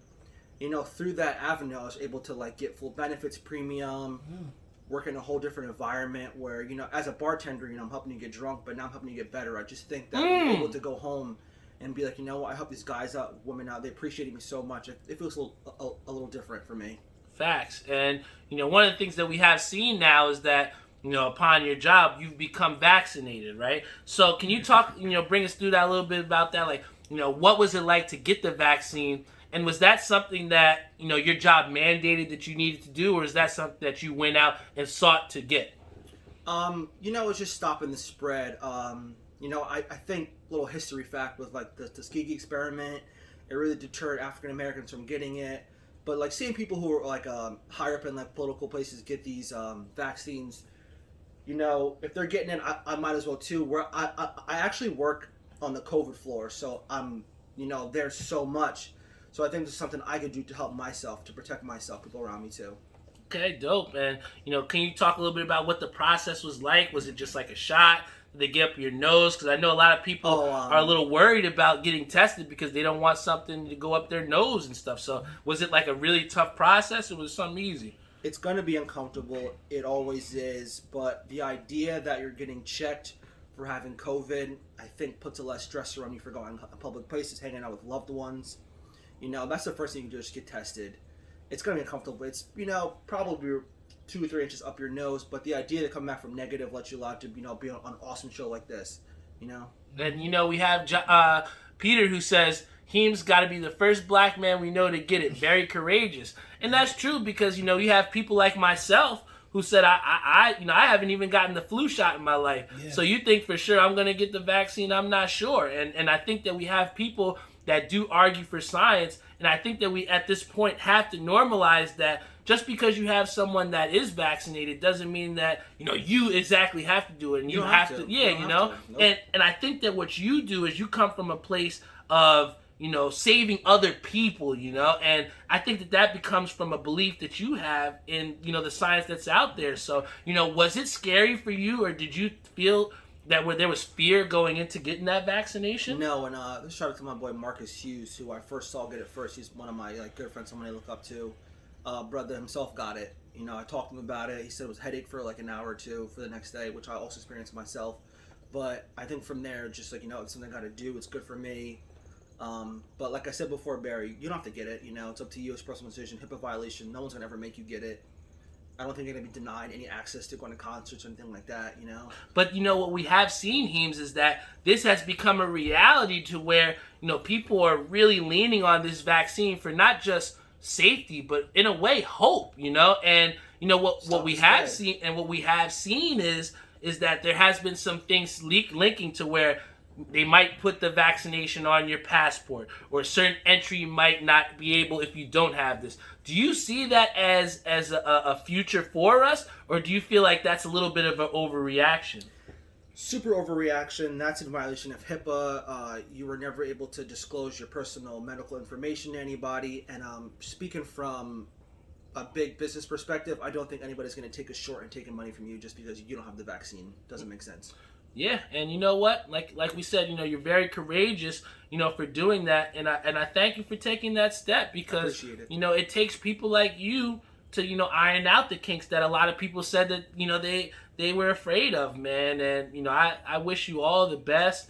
And like you said, you're a very courageous person to do that, man. But one of the things that we do talk about a lot is the influence that we have in the gym, and we're big LA fitness guys. Always. And can you kind of talk about how the the COVID, or how that kind of transition, how you go about fitness these days? When you're chasing new goals and you're not trying to plateau, you find yourself grabbing higher weights than you really thought you would. I think this is a time to sit back and perfect your form and really get on top of your breathing techniques. I seen a couple guys today struggling to grab certain weights, and you pull your mass down. Not necessary. Take this time to, like I said before, grab a weight, work on your form, work on getting if you promise yourself you're going to do 10 reps of 10, do that. You don't have to go higher than above that. Keep your mask on. Be safe with it. A couple guys I saw today were struggling to do certain weights. If you're doing bad form and your mask is off, both things just don't add up to a good workout. It's so disappointing to see that today. And you know what, man? I think you're 100% right in that, there are certain things in place that kind of help us to make sure we're having the safest experience possible. And I know that, when, COVID had kind of shut down a lot of the, the gyms out there, I kind of supplemented that with running. And, I've seen that was, that worked for me, but sometimes it's a little bit sustainable. And for me, what I've struggled with, Heems, and I'll talk to everyone out here like this, I've kind of struggled with my consistency in the gym. It's been something I really want to do, But at the same time, being a human being sometimes is hard, but it's not an excuse. And, I'm trying to get myself to that level of consistency, because sometimes it's difficult to look in the mirror and not like what you see. So, upon that, Heems, and sometimes to where you're getting out of your consistency, and sometimes you may be letting things go, right? How do you you talked earlier about recentering. How do you kind of recenter yourself to get back into that fitness? From a person that used to go to the gym almost every single day before I had work, before I was working in the morning to the afternoon, I had a block in the morning where I was able to work out and not feel so stressed about time. But, from getting up at 5 a.m. to being to work by 6:45 to getting out by 3:15, I'm mentally and physically exhausted sometimes. Sometimes leaving work with everything has to do with work. I'm uncentered, I'm unbalanced. So I sometimes have a knack of going home, just going in my room and just laying on my bed and, obviously playing video games, but it's the discipline from watching people around you who are getting after it.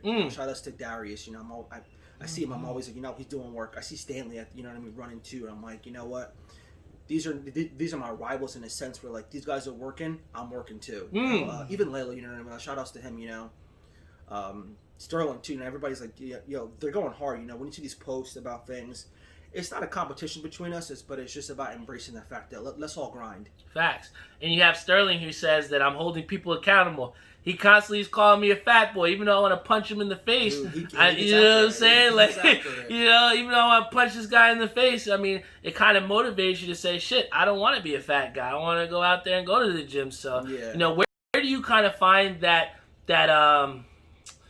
level, Heems, that's between disrespectful and motivating? You get what I'm saying? It's a fine line. I know for me personally, I used to not necessarily lie to myself, but be like, you know what, I'm at war. You know what I mean? Like, this is me coming to the gym and leaving with the best workout I possibly can.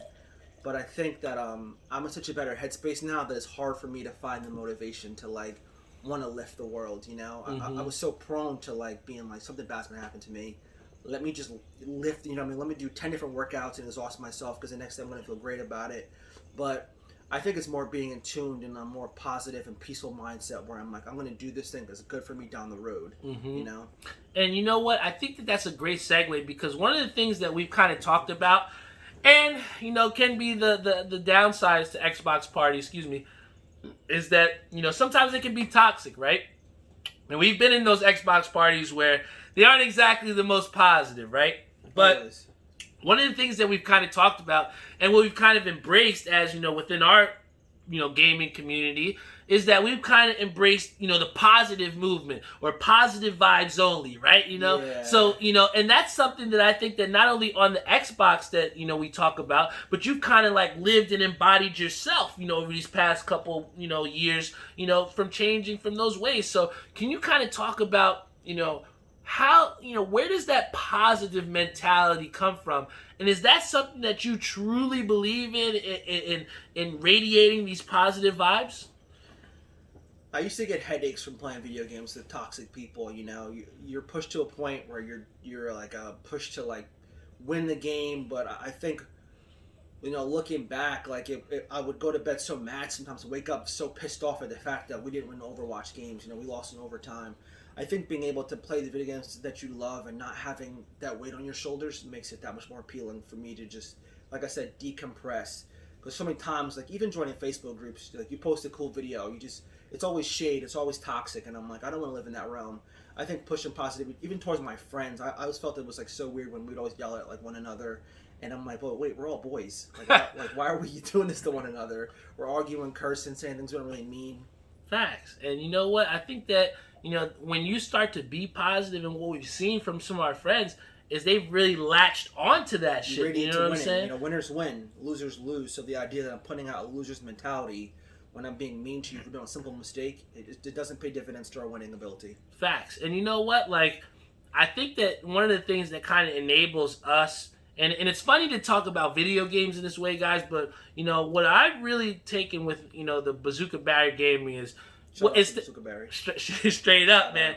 But what we've kind of, embodied is we don't even treat video, we don't even treat them as, okay, you play a game. we treat them as reps. You know what I'm saying? When you get on the High-quality Xbox, high-quality reps. You know what I'm saying? Every game that we play is a rep, you know? So, can you talk about how we, and you are a part of this, man, because, we weren't always 100 wins. You know what I'm saying? Yeah. We didn't have 200 wins on PUBG. So when, for you, did it transition from just playing this game to we're getting reps? We have a team strategy, and it's sticking together, and it's, knowing your limits and just knowing to listen to the guys around you. Like I said before, we come together as whether it's a single, a duo, a trio, or a squad, constant in communication with what's the best move for us to take down this team that's closest to us to push us that much further to a win. And I just think that's key. And the key to that is, we have Ishabad Crane here. We have Peter who says high quality reps. We got back-to-back wins in 2020. We got some of the last high quality reps of 2020. We have Theo Mahan who talks about non-listening vibes, which gets me super annoyed. But what I'll say to you is this, is that, the part of the reason that makes our friend group so good and why I've even been able to get 179 wins. I'd be nothing without you, without Theo, without Peter, without Jeff, without everybody. I wouldn't have been to 179 wins without that. And what that's enabled us to do is everybody knows their role. You know what I'm saying? And maybe you're the medic guy. Maybe I'm the guy who I'm the laser dude. But how important, and let's take it to this bigger picture. They always talk about in philosophy. People don't know I was a philosophy minor, but for those philosophy people, they talk about seeing things from the balcony view, right? So from the larger scale, the bigger picture. How important is it for you or for people to know their roles, Heems? This philosophy from Kobe was know what you're good at and do it. Bring what you can to the table that you're going to be amazing at. And like we said before, if you're the medic, you know that you have the eyes to recover teammates who were downed. Or if you can use a bolt action sniper to knock the guy from 200 meters away, be that guy. Stay in that lane to where you're going to be successful. So many times you meet with somebody playing and they want to try something new. If we're playing a serious game and we're getting our serious reps in, I don't want to see you trying. I'm gonna try this new gun. Do it on your own. I just started the DMR. Do it on your own You know what I'm saying? And I think for me that was trying the training zone, the unranked games. But when you come with your best, with the people that you're going to try to win with, you're doing what you can do best. Facts. We have Peter. Sometimes we gotta let Peter go. You know what I'm saying? He's gonna laser 3 people, and sometimes you just gotta let it rip. I might go off on my side missions, but like we said, everybody trusts in the roles that they have within the team. And, we had a couple questions here to where, I don't know if you played the new Resurgence map. Did you get a chance? Yeah. So, Garrett Plastay 3 in a row. I see you. Yo, Garrett, I see you on the top of the leaderboards. Yep. Once I get to 200 wins on Warzone, you better get a good lead, because once I touch something, I'm going to get 100, baby. You know the vibes. So, stay on to that top early. But, the question is, how do you feel about that new map, Heems? What do you think about the new Warzone map? The original gameplay was actually trios with a responding time. Resurgence. So if you were to get knocked or downed, you could come back with a teammate alive in 10 to 30 seconds. But it went to quads without a responding time. But just the immediate interaction with people around you just makes the game that much funner. I know from a PUBG player, you can land in certain spots that you might not catch action for 10 minutes. You're catching action in probably 45 seconds. So the idea that you get your gun warmed up and you're shooting and you're not stopping to the very end, probably, I think I really enjoy that aspect of it. And you know what? I think that it's a big thing that talks about it too, is that we've come from playing certain games, and I feel like Jeff talked about this earlier in my house, but we kind of pride ourselves on playing a wide variety of games, right? Always. And kind of like what we've geared ourselves, what we've gravitated towards has been the Warzone, right? And I think that gravitation towards Warzone, again, to see things from the balcony view, is that we've seen a huge surge in the battle royale, mode in terms of video gaming. So, can you kind of talk about what the battle royale mode has done to change gaming as a whole? From playing a Call of Duty game, or even before that with Halo or SOCOM, it's at most a 6-on-6. The idea of dropping in on a lobby and a map that has 100 people and you come out on top just feels amazing. I think your intuitiveness, your ability to come together as a team, and the idea of winning a game like that, especially when it's the 20 people left. My heart's pounding. And I haven't experienced that in so long. A lot of sweaty hands a lot of vibes. sweaty hands, and it's been so long since I had the kind of rush for a video game. But the idea of coming out on top just makes it that much sweeter, and to be able to repeat or even triple dynasty it is just one of those feelings that is just almost ecstasy. Facts. And you know what? There was no better feeling than playing a game of PUBG for 28, 30 minutes and getting a win. And now, playing a Warzone game where there's so much quick, fun action to where you do win that game. I mean, the wins are crazy. I mean, my sister's boyfriend was walking the dog, and he said he heard me 3-4 blocks down the street yelling because we got the dub, because that's the type of fun and joy, big energy vibes, you know what I'm saying? And, that's something that, I can never take away, or you can't take away from the games, because there's a certain feeling that you get when you win a battle royale game, Top tier. And I think that in a hard way has taken a lot of the great players that played good games back over to these battle royale games. And it's been a fun transition. It's one that I've definitely been glad to be a part of. And another thing that we have seen as the technology has gotten better for video games, we've seen a lot of games that used to be staples in our past that have gotten remastered, right? So for you, Heems, what is a game that you played a shit ton back in the day that you would love to see remastered? And I'm going to extend that question out to a lot of people out here too. What game would you like to see remastered? Me personally, and I played a lot with my neighbor growing up, Jules, it was SOCOM Navy SEALs 1. Wow. Even with Oliver too. I remember playing so many weird one-on-ones with him. It's one of those games that, like, even though the PUBG's for the Xbox, it feels like it's the same as that kind of thing. You get one life, same kind of realistic guns, same realistic maps. It's not really cartoony-ish. But the idea of having like an 8-on-8 with one of those games is one of those things I always die for. Oh, if you have Peter who said SOCOM as well too. My boy Mark says Star Wars Knights of the Old Republic. Fire. I actually was a huge fan of the Battlefront games as well too. Those are great, sir. And new ones coming out. We have Theo who said SSX Tricky. Reese who said Need for Speed Underground. I'm gonna give you two of my favorite ones, all right, that I would love to see remastered.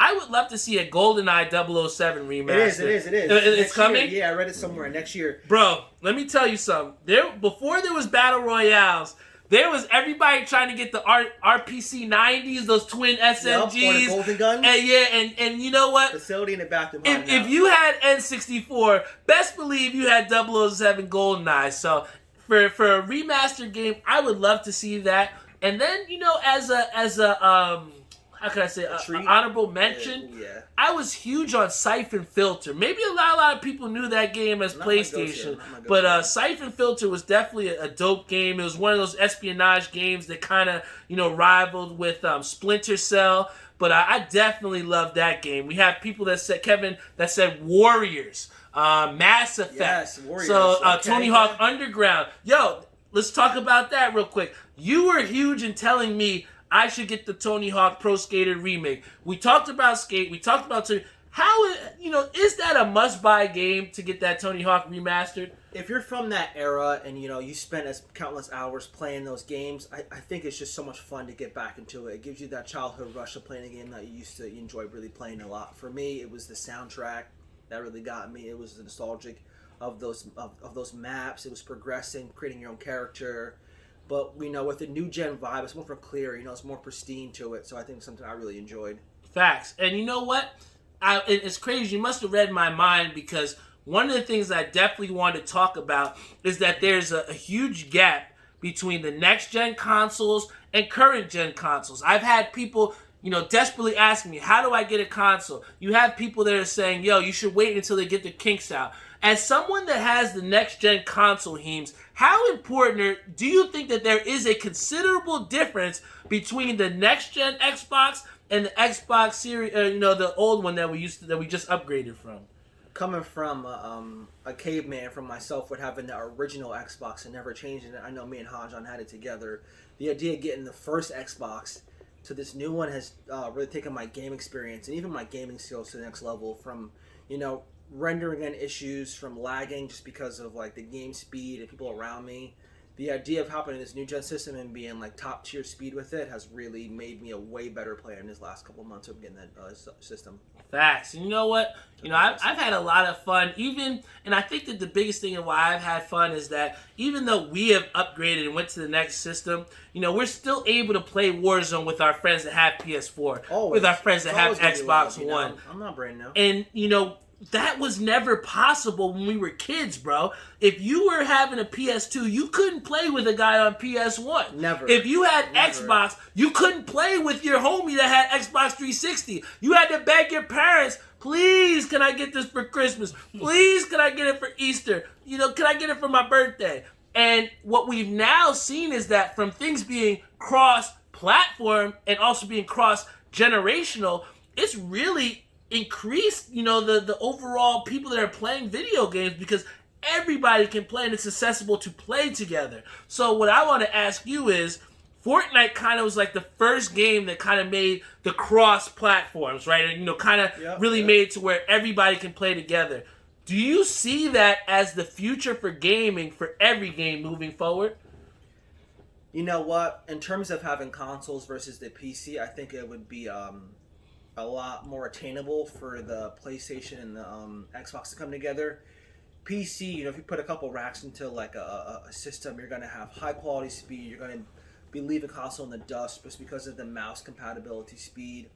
But as far as the PlayStation and the Xbox, I don't see why not. I think that there's been too long like a beef between those two games. Why not come together and just enjoy playing with one another, especially with games that when it brings you so much joy. Why is it that we limit ourselves to who we play with, And you know what? I'll ask this question too, Heems, because like we said, we've seen that cross-generational, cross-platforming game has changed gaming, right? And, I would say, what changed with gaming over the past maybe decade, 2 decades, do you feel has changed gaming as a whole? Like, what part of the gaming, or maybe it could be controller, whether it could be the game, whether it be the process, what part of gaming do you think really changed everything as a whole? For me personally, it was the gaming objectives. I know for so long we've lived in like a single player at home mode by yourself, but the idea that you're able to log online to these huge lobbies from, playing from one player to Warzone being 150 players to being able to play with someone on Xbox or PlayStation, I just think that took gaming to a whole different level. You're able to come together and just play a variant of different games that, back then you just couldn't, you know what I mean? I couldn't imagine playing SOCOM with Xbox, or even like, I know Madden's not really compatible, but just games like that, I thought it was so cool for that to happen. I think the biggest thing for me, Heems, that changed everything, and I think that a lot of people overlook, is the analog sticks, man. The analog sticks. I grew up literally hurting my fingers trying to fucking Hadouken on Street Fighter, or trying to input those things for Tony Hawk, where you had to put in those to do the codes. Even to put in the codes for GTA, right? These were all done off D-pads. And for me, coming for the analogs, I thought that was a huge difference, and that was able, even with the aiming, even with moving, it kind of enabled us to really highlight our skills and give us more opportunities to do things, right? And I feel like, what PS5 has done with the adaptive triggers, and I think that that's something that a lot of people can talk about too, to where when I'm playing on Warzone and you can feel the recoil from the gun based off of your triggers, I think that that's something that's definitely going to change gaming, and I hope that Xbox, is coming to as well too, man. My vibration from my controller is actually off. So we talk about he doesn't have his vibration on. My Xbox controller is connected to my actual Xbox. I think it's eliminates 0.5 second time from your recognition from your controller to your actual Xbox, which gives you like a slight advantage for some who don't know that.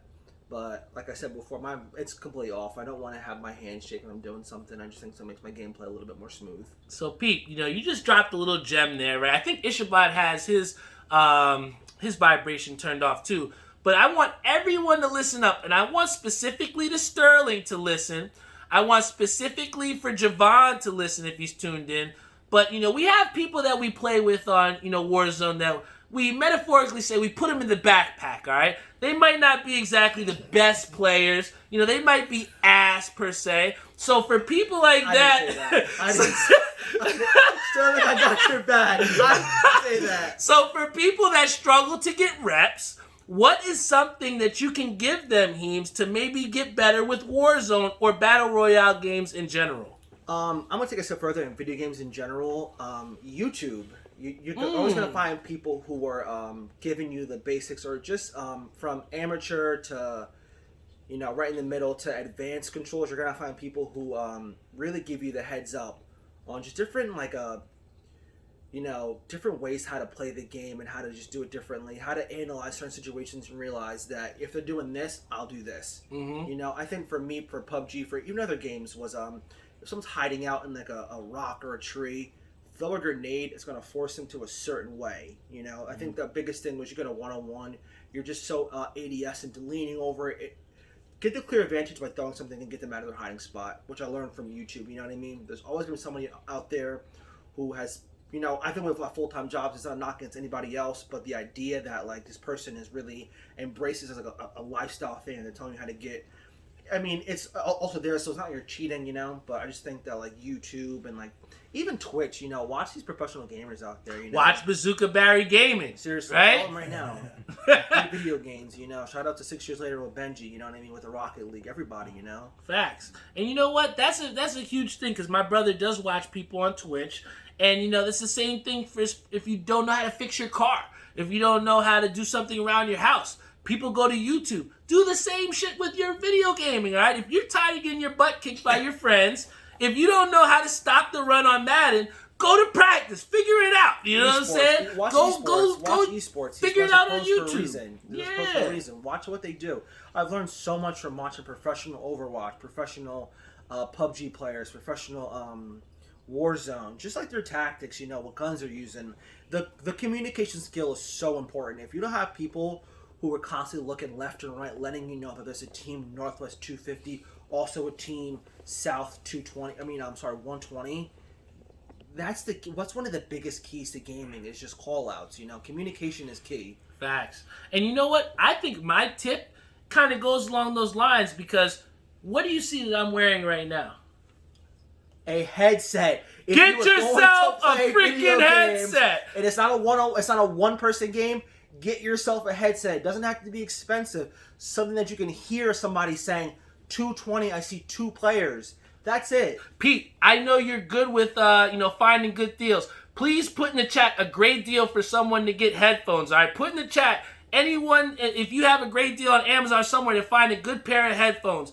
That's the best piece of advice I can give to, you know, young players or anybody out there that's looking to try and get better. If you want to really get better and you want to make your perfect practice perfect, go get yourself a pair of headsets, because what I tell you, I've been able to tell whether someone's upstairs, downstairs, this far, that far. When you're able to hear, especially in a battle royale game where you're trying to be the last person standing, so many times people underestimate the value of what you hear. You know what I'm saying? Can you talk about that a little bit, Heems? It doesn't matter if you're the greatest shooter ever. If you don't know someone's behind you, you can't turn around and shoot them. That's just what it comes down to. How you going to help me? I think when you start to enter not even a top level of gaming, but like wanting to take it more serious with good, high quality reps, the headset is key. Being able to just tell somebody there's 2 guys here, right, and I'm going to harp on that, or just, you know, I might hear something to my left. The idea that our team can't go check that out, clear that section, and move on is key to winning, because who knows who's hiding, you know. When you play these games, there's so many different glitches and things that you can learn to people are hiding in certain places, you know.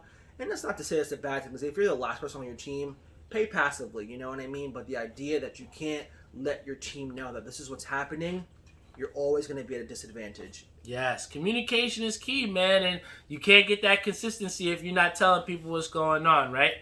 We have Ish that said, get yourself some Astro A40s. Shout out to Doc, she got me some Stealth 600s from Turtle Beach, but like I said, the headphones make all of the difference, and, you know, if you can't hear something, it's going to be very difficult for you to try and help your team effectively, man. And stick to your one-player games. You know what? Stick to your one-player.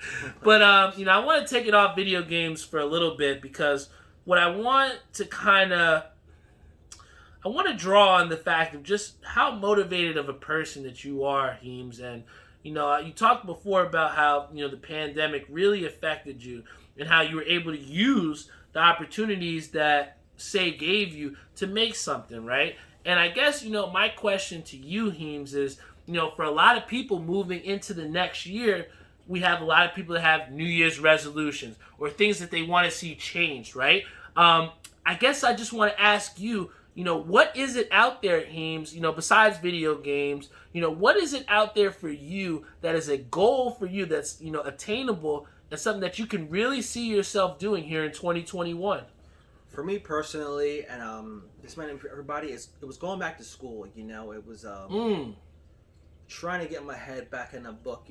My commute to work is so long, so I find myself listening to audiobooks. Shout out to my boy Devin Coates, really put me on a bunch of good ones to really when you're driving your car, it becomes your mobile university. You're able to take. Can you say that one more time? When you have a long commute to work and you're in your car, listen to audiobooks. It is a mobile university. You were able to just attain so much information while driving, and I think from there you were able to harbor on these, what you've learned during your day of work, so your day doesn't go by so slow. You're able to work while thinking about these things. How can I make myself better today? The motivation, I know Abe said it and that was awesome, is thinking about your kids, but if you're not in a position to have that right now, take it day by day and how can I make myself better, goals attained every single day or even by the weekly, I think is so important. There's nothing wrong with doing a to-do list. Like today I want to go to the gym, I want to, even if it's putting air into your tires, it's something like Darius said, wake up, do something, meditate. I think meditation is so key and I think it's so undervalued in the African American community, where you wake up and take a few minutes to just, whether it be a candle, sit within yourself just to say, today I got that. Repeat that kind of notion to yourself, to the idea that today's gonna be a good day. Everyone works, and work is not always gonna be fun. It's always, goddamn, it sucks sometimes. Yeah. I'll take it there, but the idea of being this is a stepping stone to doing something that I want to work with. You know what I mean? Rome wasn't built in a day. Facts. You know what I mean? So the idea that you're not taking it stone by stone to build your empire is so key to me, But how hard is it really to be patient? I mean, like I said before, and I hate to keep harping on it, I'm trying my best to be patient, but I'm hungry, man. I'm tired of being on this other side of, where I can't, per se, help myself, So where does it come for you for that patience? Where does that patience come from? And for someone that may struggle, where can you acquire that patience? Don't be overzealous about what success actually is. Success isn't a short-term thing attained. It's not a long-term, when I die I was successful. I think every day when you're able to set up goals and you meet them, that day was a successful day. You know what I mean? Making $100,000, that's a awesome goal, but that's not the determining factor of what your success was. You know what I mean? Your success is built on a lot of small layers. It's not just one big thing. It's this thing, and they're so thin sometimes. It's about just making, smart decisions, whether it be, today I'm drinking, a gallon of water. I'm calling my mom to say I love them. You know what I mean? It's so many different things that can contribute to what success actually is. And with your patience comes from knowing that, today might not have been my day, but I know damn well tomorrow I'm back on my shit, And I just think it's so key because, right now for everybody, we're in a pandemic, you know what I mean? The idea that you can't do what you want to do, don't let it deter from you from, building yourself up. I think having future goals, like what Abe said before, 5-year plan, it's good, but you got to take day by day by day. Simply thinking about 5 years from now won't get you to what you want to be from 3 months from now. And you know what? I think that's something that I've always, as a mentor that I had as a nonprofit, and then even tell some of the younger people that do look up to me, we always talk about appreciating the process, and I couldn't have got to the OG9 if it wasn't for the OG1, if it wasn't for the OG3. I wouldn't be there. And sometimes I was I won't say some, all the time, you have to be able to willing, and there was somebody it was an NBA 2K21, and shout out to NBA 2K21 because, you know, their cutscenes, they really stepped it up. Fire. But, and I keep referencing what he said because it was so powerful in that cutscene. But literally, I've had that experience so many times over these past months. But he said, and I don't know if you two real 2K21s heads out there, listen. The guy that was a father, whatever your metaphorical path is, he said straight up, you have to be willing to give it everything you got, and still have it not be enough, you know? And I think that that's something that the pandemic has kind of highlighted for us, that, you know, you can give it everything you got. You can do everything in your power to be successful. But that shit just isn't enough sometimes. So what are you going to do about it? You know? And I think that this show, you know, has really given me a reason to do something about it, you know? To highlight people like Abe that can put people in a position to get better. To have my friend Sayon from a couple episodes who gave him his new career path.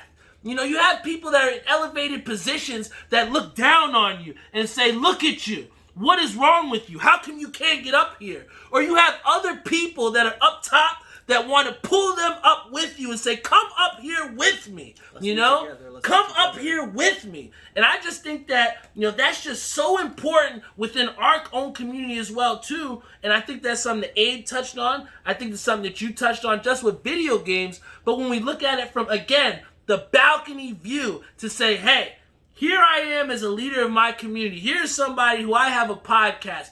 Let me bring on Abe, someone who can, you know, to school someone to be better. Let me bring on, you know, Heems here to show you guys just how much video games mean to us. And it's not just something you can waste your time with, right? These are things that mean a lot to us and to me specifically. But the overall arching thing that I want to say is that this, when you're in a position up top, when you're in a position higher maybe than other people, or you have certain influences, it's very important to make sure you use them the right way. And I value you, Heems, and I value you, Abe, and all the people that I brought here on the show, because the main point that we get here is that, you know, when you're in that position, and like I said, where I am to bring people on the show, you know, you have to exercise that and you have to make the most of it. Because if I bring someone on this show that isn't, you know, a reflection of myself or doesn't exactly share the same core values as I do, then the message can get very dangerous, bro. So how do you, Heems, how do you decipher the difference between what message is influential to me and that's positive, or something that's negative that just needs to get the vibes out of there, man? You need to look at yourself first and foremost and say, I talked to your father last week, and it's the first time meeting him. I think we had such a great conversation about chasing your peace. Something that's going to make you level-headed, something that's going to, like, make you feel good. I know so many times we get caught up in, like, an altruistic thing where it's like, he's doing that, so that's what's go-to, you know what I mean? What may be good for him might not be good for you, you know? And I think you have to realize that that's something that's going to bring you peace and bring you joy. So many times we're so reluctant to embrace what we have as a person, you know what I mean? I think we're so quick to hop on social media and look at all these pictures people like, but it's a picture in a frame. You know, who's to say what's going on outside of that? You know, we don't know what they're going through, what they're dealing with. But I just think it's something that you're able to, like, look at you and your people around you and say, you know what, this is good for me, this is good for us. Let's come together and build to be positive. And I think that the biggest thing that you talk about is just being vulnerable, bro. Like, you know, it's not easy to come here on this show and be yourself. You know, you have sometimes people that, you know, want to say something to get a certain, you know, reaction or to get a perception out of things. But it takes a certain level of vulnerability to not only share people who you are, but also to get people to understand who you are. You know what I'm saying? And, you know, I respect you, I respect Abe, and I respect anybody that's come on this show, because it takes that level of vulnerability to create the progress and to create the change that not only we want to see, but that we want people to understand. And I just appreciate you for just being vulnerable, man, and coming here on this show, bro. I think that's a sign of strength to be vulnerable, you know. Too much we're so high and mighty, you know. But I just think when you're able to just express yourself in a way where, you know, you're not afraid to take slack or, you know, some type of response back to you that you may not like and be able to push forward, that's, you know, significant and really, you know, becoming a person that you really know who you are. Facts, man. And, you know, we're getting close to the end of the show here, man. So like I said, I want to thank you so much for coming here on the show, Heems. I mean, guys, Having me, man, for a double feature episode to be here at, you know, episode 86, and we're at over an hour and a half of content. Y'all better not ever complain about Barry not bringing the heat, because we've been dropping some gems here today. So before we end this show, Heems, I gotta have you. You know, we had Abe participate. Shout out to Abe. You know, are you down for one more beer review? Yeah. Exactly. So here we go. We have my middle name. his middle name is Beer Heems, right? So we have a Brewdog beer. It's called Hazy Jane. It's a New England style IPA. How do you generally feel about IPAs, Heems? You know, working from the Harvest Moon, I had in the past an awesome, you know, opportunity of drinking a lot of IPAs and beers. You know, this is a wholesome beer it's not light, you know, it's just going to leave you with a good taste, good feeling, something you really judge like a bold character on. You know, Miller Lite, shout outs to them, but it's, you know, it's a certain taste to this kind of beer. Facts. And you know what? Being here on the show, you're a special guest. This is how you pour beer, Barry. Oh, how you pour a beer? Show me. Look at the head. I didn't have that much. Let's see what he had. Let's see. Hold it up, guys. Let's hold the beer. Let's do a phone check. I don't know. Look, it's kind of similar, guys. I don't know who poured the beer better. Show me how to pour beer. Wait, we have Peter that said, Heems, always remember though, pup up. Always love. Always. You know, I'll play you on Xbox later. Oh, I'll keep man. some positive vibes in the show. Positive vibes. But here, like I said, we have the Brewdog Hazy Jane. Cheers up. Let's give the people a fair beer review here, Sure, right? an awesome show, Barry. Thank you so much for the opportunity. Thank you, brother.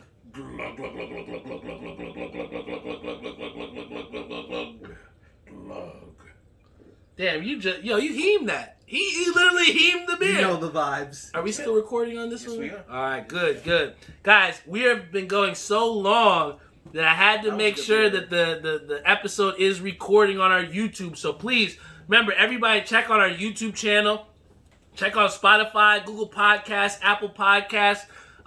You know, Heems is, like I said, somebody that is, you know, been a real person, been his true self.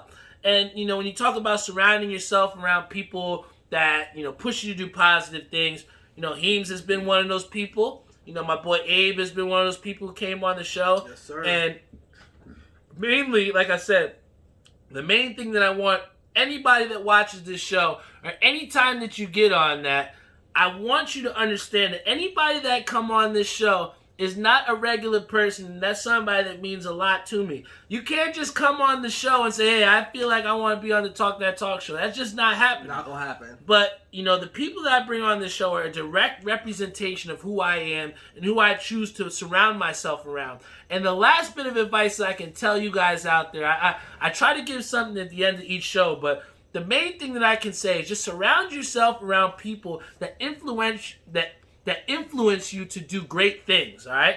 You know, you can be around a bunch of bums, but what is that going to do? Make you a bum, right? Be good, be great. You know what I'm saying? You know, we have Abe here saying this, like, please, and don't take this shit lightly.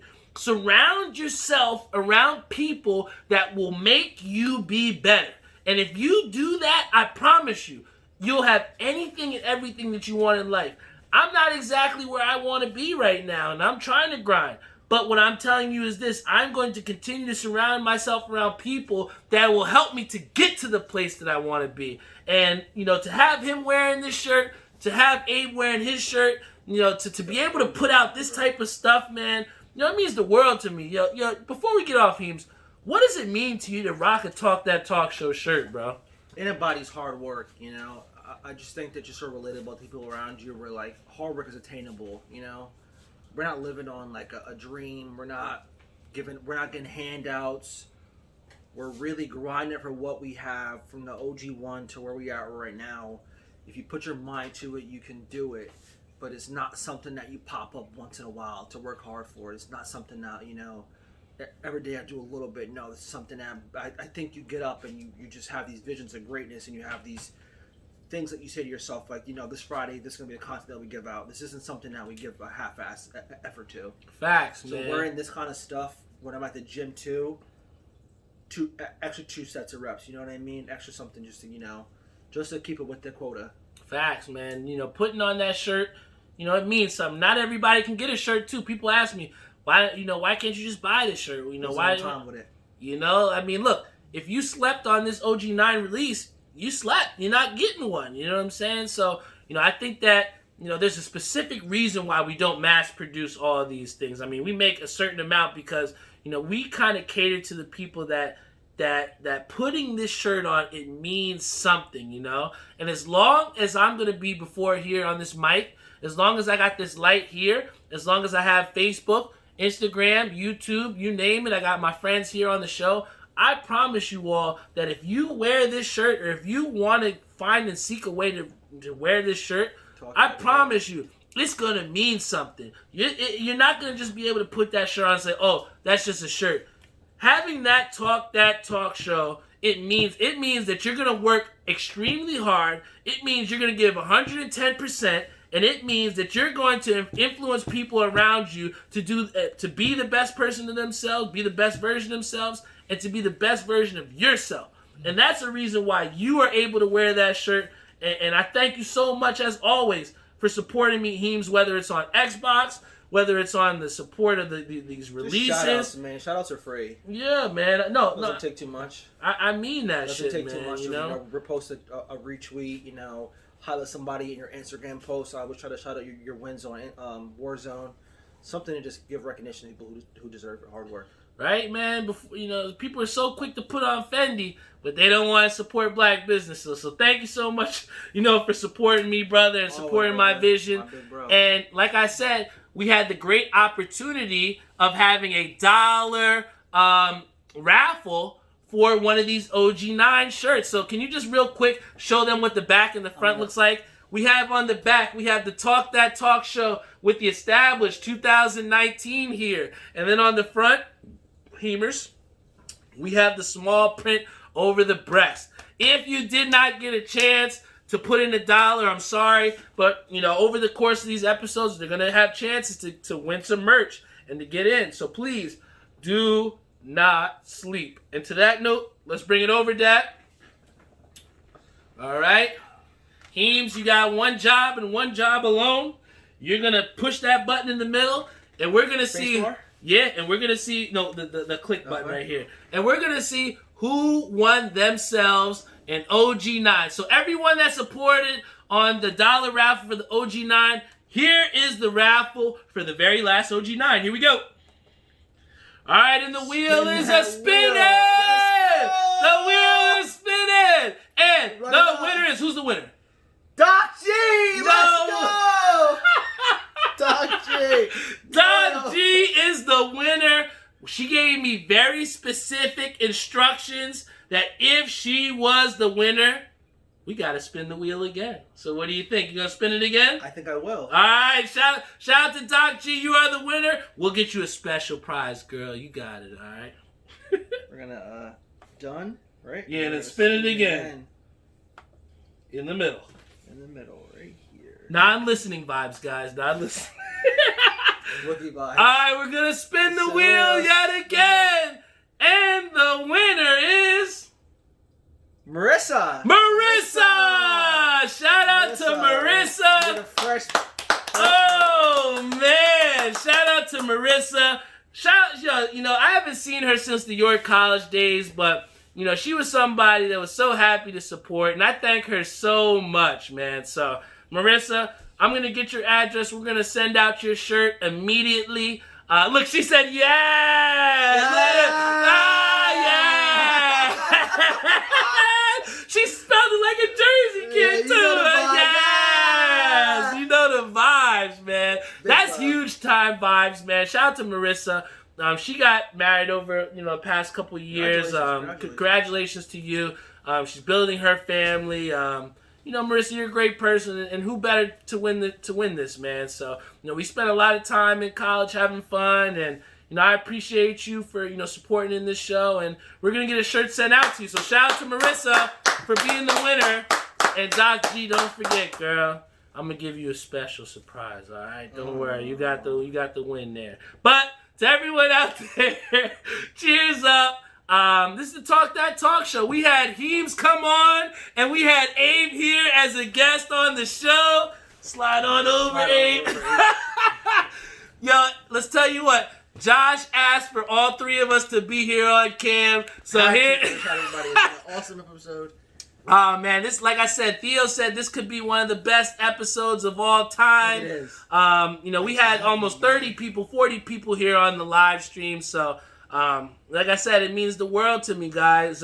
Before we head off here, I'm gonna give each one of these guys one last chance to say something. But before we do that, we got to get into our sponsors. So shout out to VW Liquors, located in Wick Plaza, Edison, New Jersey. Let's go Mets! Let's go Mets! We do that for Dave at the end of the show. You have to. I love Dave. I love Caroline. I love Neva. Crystal Dice, Gabe, all of them. They're doing great things, man. Tim, you guys are awesome, bro. And shout out to Air We Are. Best air conditioning and heating needs that you have. Shout out to 91s.com. Best acid wash apparel in the game. My boy Savion Gaynor at Skydive Socks. Joe Snow and Maria over at New York Life. You have great people over at Ink Parlor and my boy Timmy Hugel. Like I said, guys, I got great sponsors. I got great people that believe in me. And I'm going to give you guys the floor to say one last thing before we head off the air. So, Abe, you're going to start it off. You have one thing to tell the people before you get off here. First and foremost, like I said, Barry, thank you for having me here. Same. This is a great show. This is a testament to your fortitude to be able to, come on here, grind every single week. Every Friday! That's not easy. So, again, hats off to you. I think the one thing I want to touch on that you nailed on was surround yourself with people around you that are really going to move you to the next level. I don't even have to repeat it. Facts. That's key, and I think everybody needs that. You need people that are going to consistently push you to be better, and they're going to help you do that. So, thank you, Abe Gulama. Great words, man. And like I said, I appreciate you as being one of those people that are influential forces for not only myself, but for our community, man. So thank you again, Abe. You the man, dog. And, in closing, Heems, what you got to say, bro? Shout out to the Heems team, man. Shout out to Bazooka Barry game, man. Heems! Follow Bazooka Barry on Twitch first and foremost, and then you're going to get a lot of thrills watching him game a lot. Gives out good content, positive vibes. Shout outs to just like, but I'm going to tag on piggyback what Abe said. Surround yourself with people who are going to push you to the limit to make you do better. Facts, man. This is one of those things that's going to take you to the top in life. Yo, shout out to Heems. Shout out to Josh Gaines for, being here on the show. And my closing part to you guys, continue to be yourself. Surround yourself around the right people. Believe in yourself. And talk that talk, yo. My name is Barry Holmes. And we out of here, all right?